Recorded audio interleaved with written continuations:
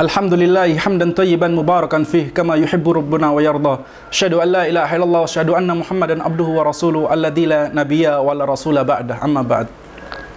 Imam Syafi'i rahimallahu taala, beliau berhijrah ke kota Madinah bersama ibunya dalam keadaan yatim. Kemudian ibunya meletakkannya di pelajaran Imam Malik rahimahullahu taala.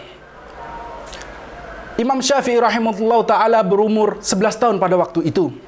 Lalu ibunya mengirimkannya di majelis Imam Malik rahimahullahu taala. Imam Syafi'i pada waktu itu tidak mempunyai apa-apa dari harta yang dimilikinya.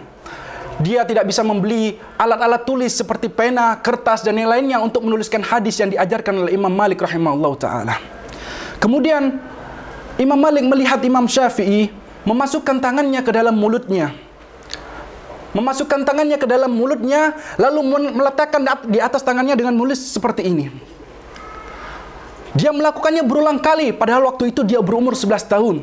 Masih anak-anak. Imam Malik melihat apa yang dilakukan oleh Imam Syafi'i dan Imam Malik merasa terganggu apa yang dilakukannya.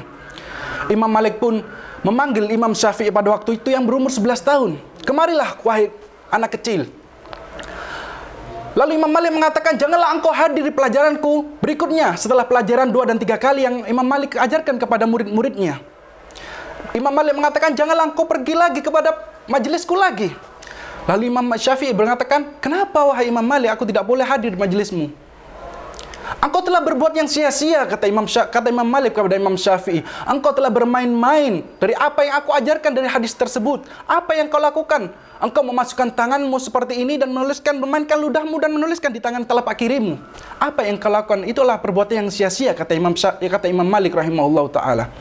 Kata Imam Syafi'i mengatakan, tidak ada yang aku lakukan wahai Imam Malik kecuali aku menulis apa yang engkau ajarkan kepadaku. Dengan seperti ini aku bisa menghafal.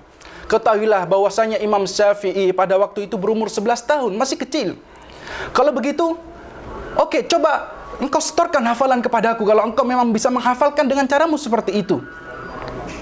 Imam Malik mengatakan, setorkan. Maka Imam Syafi'i, aku bisa menyetorkan hafalanku dari awal sampai akhir dengan caraku seperti tadi. Maka Imam Syafi'i rahimahullah ta'ala yang tak kala itu umur 11 tahun, dia menyetorkan hafalannya dari awal sampai akhir pelajarannya. Maka Imam Malik pun terengah, merasa kaget apa yang kecerdasan yang dimiliki oleh Imam Syafi'i rahimahullah ta'ala. Kaum muslimin yang dirahmati oleh Allah Subhanahu wa taala, diceritakan pula bahwasanya ibunya pada waktu itu pergi ke suatu pasar. Pergi kepada, kalau kita sebut sekarang, penyembelihan sapi atau penyembelihan unta pada waktu itu. Maka ibunya menunggu tukang jagal, atau kita sebut tukang jagal yang pada waktu itu menyembelih hewan kurban dan membuang tulang-tulang yang pada waktu itu dibuang dan diambil oleh ibu Imam Syafi'i untuk dituliskan di atasnya sebuah hadis yang akan ditulis oleh Imam Syafi'i rahimahullah ta'ala.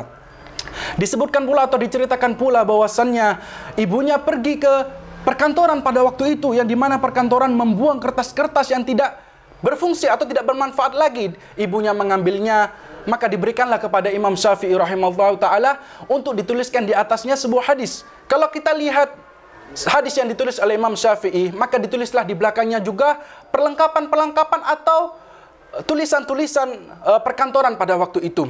Ketahuilah bahwasannya seorang imam mengatakan, fadlul alimi, Rasulullah sallallahu alaihi wasallam mengatakan, fadlul alimi kal abidi ka fadl qamari ala sairil kawakib. Orang yang berilmu di atas orang yang beribadah kepada Allah Subhanahu wa taala adalah fadilahnya seperti bulan yang dimana bulan tersebut berkilau di atas bintang-bintang. Imam Syafi'i rahimahullah ta'ala mengatakan, lan tanalal ilma illa bisittatin sa'unbika an tafsilah bibayan. Engkau tidak akan mendapatkan ilmu kecuali dengan 6 hal, maka aku akan mentafsirkannya kepadamu. Yang pertama adalah dzakaun, kecerdasan, wahirsun, sungguh-sungguh, semangat, wahirsun, wajtihadun, sungguh-sungguh, wasuhbatu ustadin, watuluz zaman, dan harta, dan yang kemudian adalah bimbingan seorang guru, dan yang terakhir adalah engkau akan menuntut ilmu sampai engkau kelak mati. Aku qauli hada wastaghfirullah li wa lakum, summa assalamualaikum warahmatullahi wabarakatuh.